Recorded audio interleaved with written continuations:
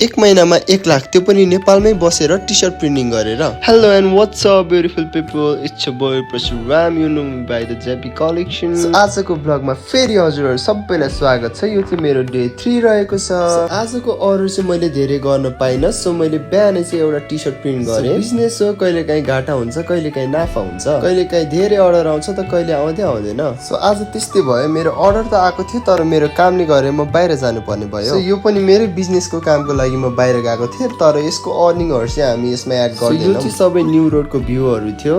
So म र मेरो भान्जा चाहिँ हामी भ्यू हेर्दै न्यू रोड साइड धरहरातिर गयौं। आजको मौसम चाहिँ एकदमै गर्मी थियो, तर म बाइकको पछाडि बसेकोले एकदम मजा आइरहेको थियो, त्यसैले मैले मजाले गएँ। सो त्यसपछि हामीले हाम्रो काम सिध्याएर हामी हाम्रो हलतिर गयौं र ट्रेनिङ सिध्याएर हाम्रो भान्जाको किकहरु हेर्न थाल्यौं। हाम्रो भान्जा नि अहिले चाहिँ खतरा खेल्न थालिसक्नु भएको छ। आजको मेरो डे 3 को ब्लग चाहिँ यति नै छ। सो बाइ बाइ गाइज, भोलि भेटौँला।